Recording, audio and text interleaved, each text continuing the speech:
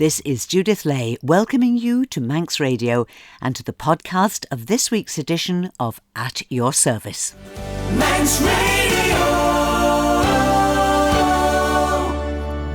On the programme today, a new Archbishop begins his ministry and a Cardinal reflects on the real impact of electing a Pope. But first, a hymn. The one sung in the Metropolitan Cathedral of Christ the King in Liverpool last Tuesday morning as the Most Reverend John Sherrington began his ministry as Archbishop of Liverpool. The King of Love, my shepherd, is.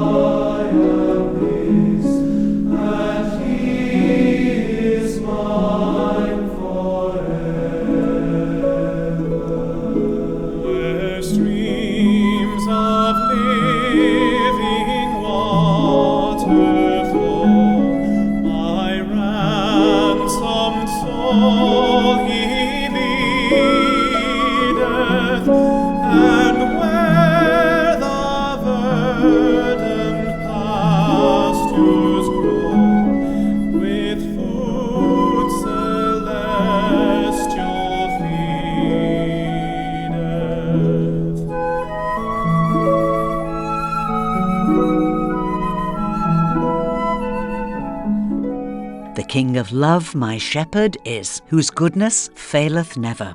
The hymn we sang in the Roman Catholic Cathedral in Liverpool on Tuesday at the start of the Mass of Installation for the new Archbishop of Liverpool, the Most Reverend John Sherrington, now the leader of the Archdiocese of Liverpool, of which the Roman Catholic Church here on the island forms a part. Archbishop John began his ministry with ordination to the priesthood in Nottingham in 1987. He served as a parish priest and college lecturer in moral theology, as well as assisting in the formation of new priests. He was ordained as a bishop in 2011 and for the last 14 years has worked as an auxiliary bishop in the Diocese of Westminster, with responsibility for the parishes of North London, as well as being part of national and international bodies concerned with social justice, education and the training of priests. Before the massive installation began last Tuesday morning, and as the city was still trying to come to terms with the sad and frightening events that followed the parade that should have been such a happy event on the previous day, Archbishop John very kindly spared me a few minutes for a brief chat. As you'll hear, the Archbishop will be coming to the island in just over a week's time, when I hope to have the opportunity for a longer conversation and to learn more about the breadth of experience that he brings to his new ministry. But for now, a first chance to say good morning and welcome to Most Reverend John Sherrington, Roman Catholic Archbishop of Liverpool. Thank you very much. I'm really delighted to speak to you this morning on this historic day. We are looking forward to welcoming you to the island at the beginning of June when you will take possession of your other cathedral, because this is not a unique but a very rare situation where your archdiocese spreads between two countries and therefore you have two cathedrals. Do you think that's going to strengthen your ministry? I hope so. I think having the co-cathedral on the island means that we have a presence and we can work much better with the other ecumenical leaders, the other Christian leaders. And that is, I know, very much part of the church on the island. So I'm looking forward to that. Now, here we are, just an hour or so before your service, this wonderful service in the great Metropolitan Cathedral of Christ the King here in Liverpool.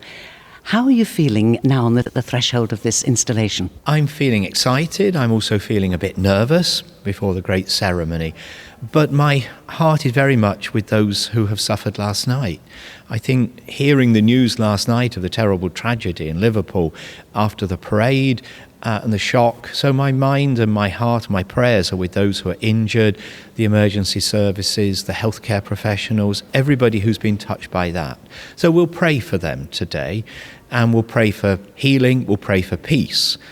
But this is the great moment of taking possession of the Archdiocese and receiving the crozier from Archbishop Malcolm, the sign of being the shepherd of the flock.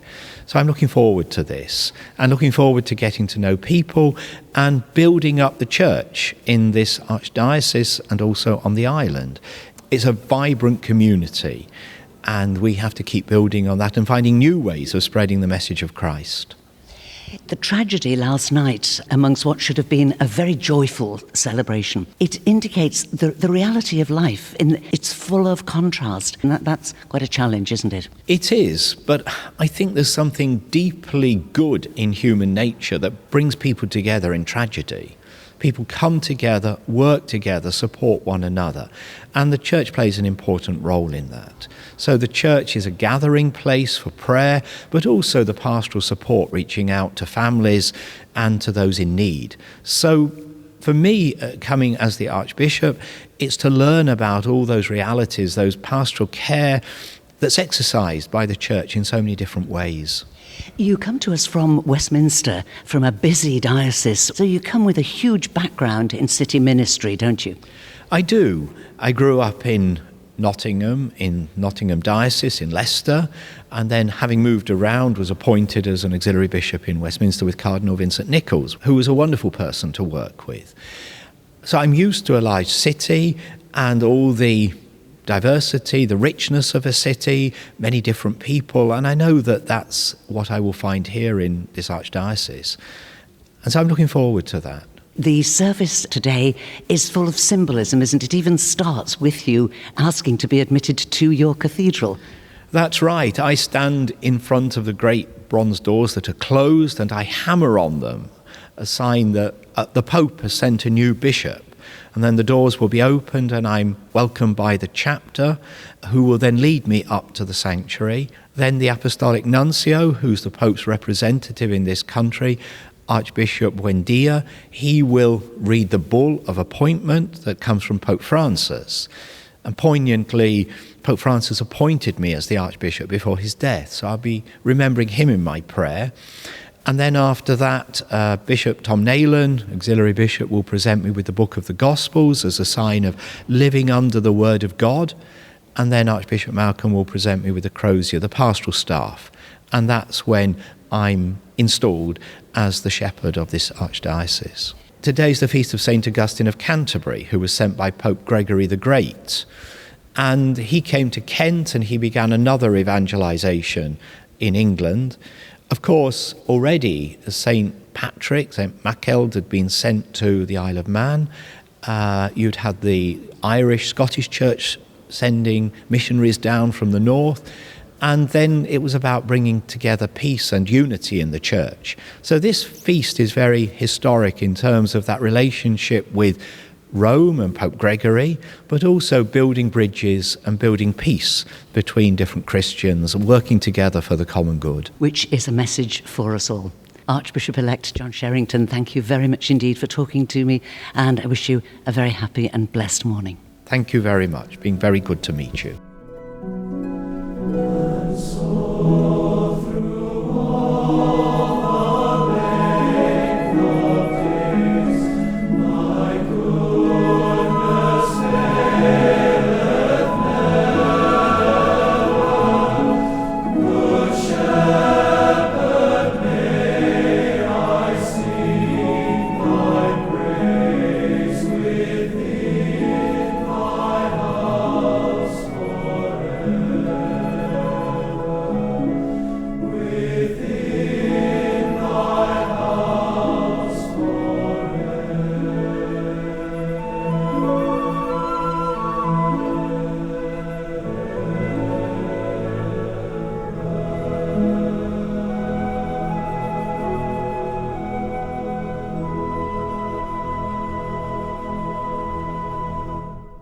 A few moments ago, I was talking to Archbishop John Sherrington, the new leader of the Archdiocese of Liverpool, of which the Roman Catholic Church on the island forms a part. And Archbishop John will come to take possession of his second cathedral, the co-cathedral of St Mary of the Isle in Hill Street, here in Douglas, on Tuesday the 10th of June. And everyone is welcome to attend the short service that'll start on the 10th at 2 o'clock. Now, you'll have just heard Archbishop John mention that before his move to Liverpool, he's been in ministry in Westminster Diocese for the last 14 years, working with Cardinal Vincent Nichols, who is the Archbishop of Westminster and also the leader of the Roman Catholic Church in England and Wales. And as you might imagine, Cardinal Vincent was in the cathedral for Archbishop John's installation mass. Cardinal Vincent was also one of the elector cardinals who formed the conclave that met recently to elect the new pope following the death of Pope Francis. So this was something I was keen to talk about with the cardinal as we sat in the cathedral before the start of the Mass. But first, I wondered if possibly Bishop John's move would be Liverpool's gain, but Westminster's loss. You're quite right. It is our loss, and it is your gain, and I'm delighted. I've known Bishop John. We've worked together for the last 14 years, and he's a fine, fine man, excellent bishop, and I'm delighted that this diocese, in which I was born and brought up and ordained a priest, is in such good hands. And it's a great pleasure to be here this morning in the cathedral for his Mass of installation. It's always lovely to see you here. You always look very relaxed and though you're pleased to be back home again. Wherever we go, there is always a pull back home, isn't there, Cardinal? Well, of course there is. And we go back to a kind of way of life and a character of people. And for me, it's always a bit reassuring, I think. People see in the priest somebody who has been, at the end of the day, despite our sinfulness, sent to do Christ's work and encourage them, the people, to do their share. So we have this common love of the Lord. That's the only way I can put it, the love of Christ. And that's our focus of unity, nothing else.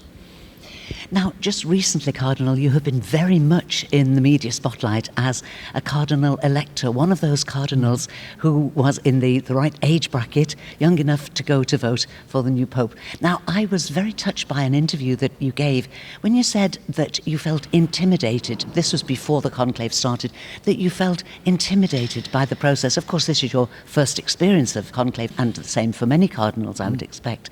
So at what point did that feeling change?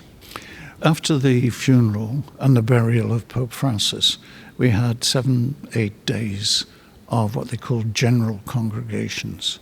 Now, they were long meetings in which we listened to each other, big group of maybe 180 cardinals. To begin with, they were quite tense, but as the time got nearer for the actual conclave itself, I think things became a bit clearer. So when the 133 elector cardinals moved into the Santa Marta house, and we had our phones taken off us and even anything electronic. They even had a look at my electric toothbrush, if you don't mind. So we were really put apart from the world. That actually brought a great peace. And I would want to say to people, try turning off your phone for a couple of days. You'll suddenly find you've got more time, you've got more inner peace, it's easier to pray, it's easier to be with other people. That's what we had to do. But that was the result of it. And I think it was at that point I began to feel we're involved here in something that really is guided by the Holy Spirit. And a thing that struck me very, very forcefully, we were only 2.5 days or so within that closed environment. I never heard a single word of rancour. I never heard a single word of somebody saying, don't trust that one, he's not trustworthy. Or of anybody saying, please vote for me, I'll do a great job. I mean, it was the most peaceful and prayerful time. And it led quite smoothly, I think, to a clarity of view and then a clarity of candidate as well. I was not expecting us to be able to see online you processing into the Litany of the Saints being sung, watching all the cardinals processing in, and then also watching you each taking individually the oath in Latin of secrecy and fidelity. I didn't think we would be able to see that, and having discovered it, I thought it was very, very moving. It is. It is. Also, it took a long time, 133. And that's the other thing that I learned. I mean, that first evening in the Sistine Chapel, having had a good look at all the paintings and stuff, I was thinking to myself, isn't there a quicker way of doing this? But the care over the detail, the slow pace, was an intrinsic part of what we were doing, because it slowed everything down and gave us time to ponder.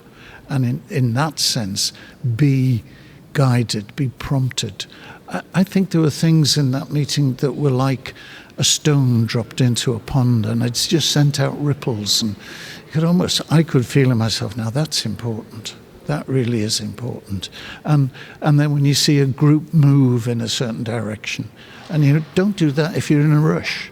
So patience and the slow pace was a very important part of this. Well, often when you preach, you will say, we're not going to hear the voice of God unless we're quiet and still.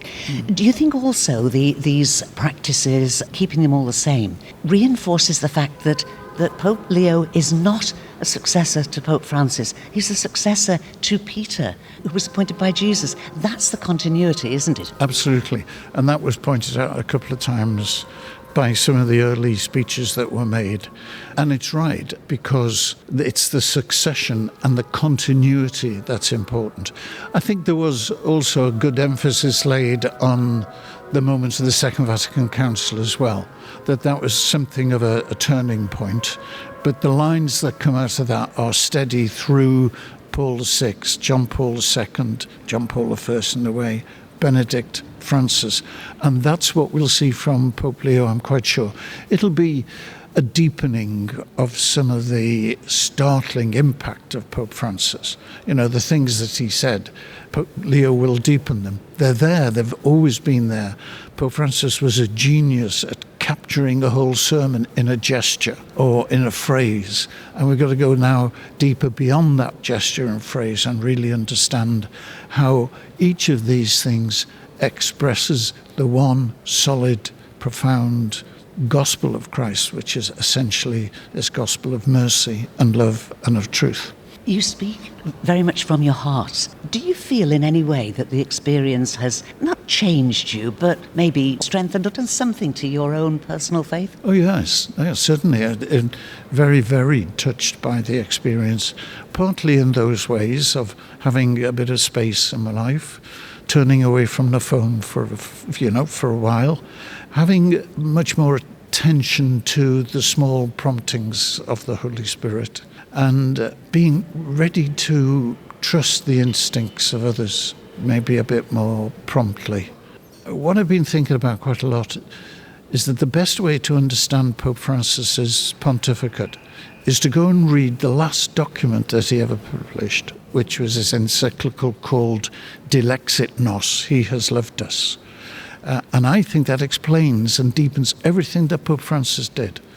And at the very heart of that letter, it's quite long, quite a lot of it comes from St. Augustine, who of course is a formative influence in Pope Leo. But at the heart of it is this thought. He says, as followers of Christ, we wish and strive for his name, for Christ's name to be written in my heart. But what we have to understand first is that my name is written in the heart of Jesus. And if a person's name is written in the heart of Jesus, then I have to pay attention to that person. I have to recognize that that's where their dignity comes from. I have to recognize that their name is written whether they're successful or marginalized, whether they're poor or rich. And that was the thing to me that pulled everything together. In this conclave of 133 people, somewhere there was a man with his name written in the heart of Jesus, and in brackets afterwards, Pope. And we just had to be sensitive enough to know who the Lord had already chosen and prepared, and we just had to be attentive to get it right. Well, I think there would be a worldwide consensus that you did get it right. Time will tell, I think so. And there is a wonderful energy that radiates from Pope Leo. And the little personal touches, that when he was given his ring and he turned the flat of his hand downwards and looked at the ring, there was a terrific emotion in that. Oh, yeah. And when he first came out to the balcony, he was nearly in tears, not surprisingly. But there was one story that came up, and I love it. It was in one of the newspapers, but this journalist found the gym nearby the Vatican where Cardinal Prevost used to go for exercise and work with his trainer. And the trainer said, I didn't know who he was. I knew he was called Roberto. And I asked him what was his job, and he just said, I'm very busy. And he said it was only when he appeared on the balcony, he said, that I realised that this man was now the Pope. But he told us about the routine of exercise, and he's a fit man. And I dare say they'll have to put up a gym in somewhere in the Vatican Palace now, because he can't nip out across the road in a T-shirt. You lose a bit of an anonymity very quickly. And his brothers, I think it was Louis who said, nothing will ever be the same again, and it won't, will it?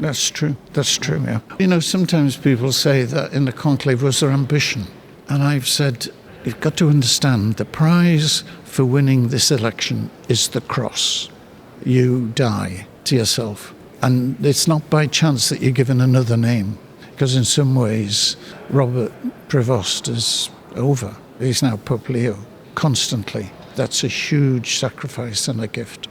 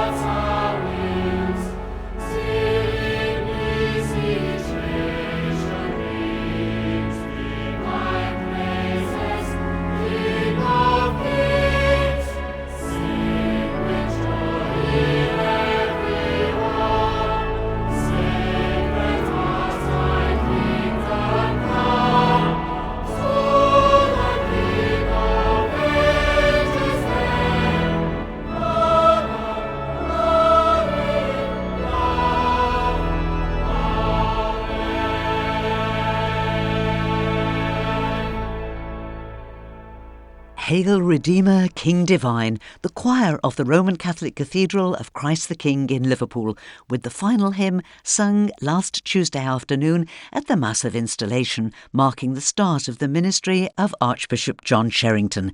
And as you heard Archbishop John say earlier, he's looking forward to coming to the island and meeting as many people as possible on Tuesday, June the 10th at 2 p.m. in the Co-Cathedral of St Mary of the Isle here in Douglas. Everyone is welcome. And we finish now with a look at our notice board. And first, a quick reminder that there's no service in Abbeylands Chapel at 3 o'clock this afternoon due to the road closures. The newly refurbished Selby Methodist Church at the Crossroads in Selby Village is open for hot and cold food and drinks on all the race days when the roads are closed, and they'll be having their very popular barbecue in the church gardens at noon today. The famous Bride TTTs will be served in the parish hall in Bride today and tomorrow between 11:30 and 4 p.m. The TT Cafe in Ballaugh is open in the Community Hall in Ballaugh, a short distance from the popular race viewing spot at Ballaugh Bridge. Hot and cold food, drinks and homemade cakes are available to eat in or take out, and it's open every day from now up to and including Friday the 6th of June from 9 a.m. to 4 p.m. Dorby Church and schoolrooms will once again be hosting a full day of home cooking tomorrow, Mad Monday, June the 2nd, starting at 9 a.m. with bacon baps, and throughout the day homemade cakes and coffee will be available. Lunches of homemade soups and sandwiches will be followed by afternoon teas. Come and enjoy this quiet corner of the West Coast with sea views and a sheltered garden to sit in where everyone is welcome. This is another event that's part of Dorby Church's matched funding grant campaign, supported by the Church of England, who've committed to match pound for pound all monies raised between now and June the 16th to help support a maintenance programme for a more sustainable building. In the Abbey Church Hall, right next to the Abbey Church in Ballasalla, you'll find their TT Cafe open for brunches from 9 a.m. to 2:30 p.m. on Monday, Wednesday and Friday this week. That's the 2nd, 4th and 6th of June. On Wednesday, June the 4th, there'll be another of the very popular evening services in St Adamnan's, Lonnon Old Church, with a warm welcome for all. It's at 7:30 when Reverend Richard Hooton will preach. Mr Ernie Thorne is the soloist and Mrs Wendy McDowell is the organist. This Wednesday and Thursday, the 3rd and 4th of June, Ballakilferrick Methodist Chapel will be serving TT bacon baps and hot drinks on both days between 9 a.m. and 12 noon, with a warm welcome for all. And there's refreshments available and great race viewing at Marown Parish Church, which is right on the course, so you'll need to get there well in advance of road closures. I'm sure there are other churches offering TT refreshments that I don't know about, so do look out for local publicity and information on social media. And last but by no means least, next Saturday, June the 7th, it's Glen May's monthly craft market, open from 11 a.m. to 4 p.m. in Glen May Methodist Chapel and Community Centre with free admission. And as usual, it's homemade produce and a great range of gifts and much more by local artists. There'll also be homemade light lunches, bacon baps, tea and coffee and homemade cakes on sale. Just head for Glen May Village and look out for the bunting and the banners. And that's all for now, but I'll be back tonight at 9 o'clock, opening the virtual lounge door and inviting you to join me for easy listening music and your requests and dedications. And I'd love you to join me if you can. And so, until whenever we meet again, this is Judith saying thank you for listening, and to all our visitors, a safe and happy stay with us. To all who are heading off on holidays, safe travels and a restful break. And to everyone, I wish you and those you love a blessed and peaceful week and a very good morning.